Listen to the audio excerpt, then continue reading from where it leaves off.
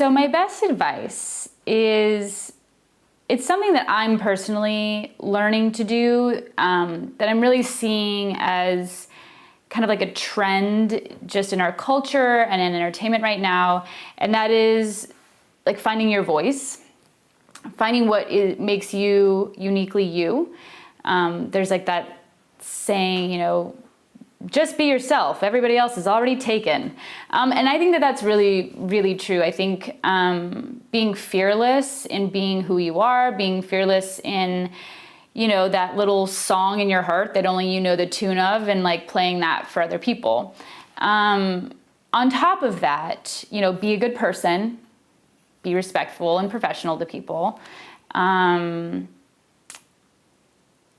I think you need to constantly be teaching yourself and learning. I think one of the deadliest things an artist of any kind can do is like be like, oh, here I am on my laurels, like resting. I think things are constantly changing in the world, like, so we need to be constantly changing and learning and growing. And once you think you know everything and you just end up stuck and like, just forget about that. But then in terms of filmmaking, like all those things about just like being a good person and like whatever. But in terms of filmmaking, I would say that, you know, always being concerned with quality, like the quality that you're producing, not just, you know, throwing something, you know, like throwing on spaghetti on the wall and seeing what sticks. But taking opportunities to make your own stuff. Like, I mean, even if you don't show it to people, like we have is like, I think, you know, visual artists, this tendency to think that we need to show everybody everything. Not true.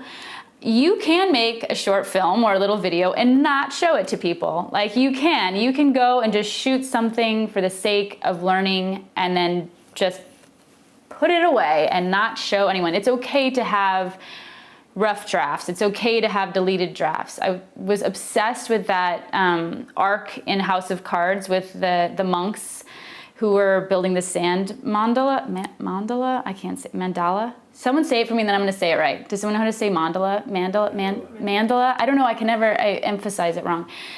Okay, I'm going to take that back. So, like on House of Cards, when the monks are building the sand mandala. Mandela? Okay, whatever. Everyone knows what I'm talking about. The sand thing. Okay, it's just let everyone know that I don't know how to say mandala.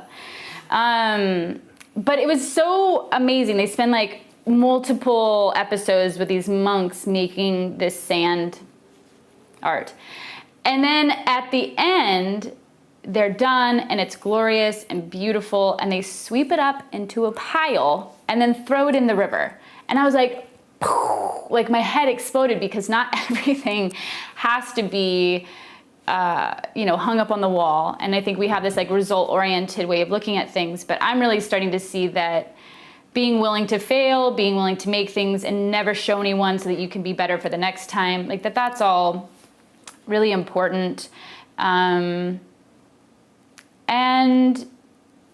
yeah, I think anything other than that, like advice for filmmakers that I have is to just, you know, find what you really think you can say in a way that no one else can, and say it very, very well, or to the best of your ability.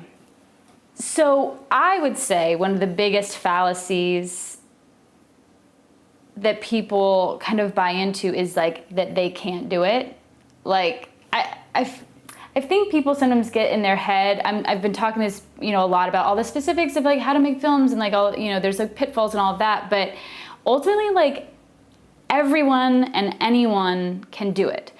And that was something that I had to overcome, because I was sort of like, I see all these people making things and I'm not making anything. And am I not smart enough, or my idea is not good enough? Do I not know what I'm doing? Do I not have the right connections? All of these sort of reasons why not are total baloney. There are so many more reasons why too, and like nobody's like got better ideas than anybody else. It's just that person went ahead and took the time to sit down or walk around and like think of ideas like I do. They took the time to like do it, and they were brave, and they just they just went for it, you know? So I think that there are a lot, it's funny, there are people who think that their ideas are the best and like the smartest person ever, and they are just like, I will go ahead and like make all this stuff. But they don't necessarily look at, okay, am I making something important? Am I making something, you know, quality? But then there are other people who have really, really great ideas, or really excited, and they just stop themselves from actually doing it. And I had to sort of like ask myself, like, what's really the difference between those people? And it's just sort of the confidence and the willingness to put in the work. So I guess the biggest fallacy I see is telling yourself not to do it, and all those reasons that go into it, and that whole thing is like a fallacy.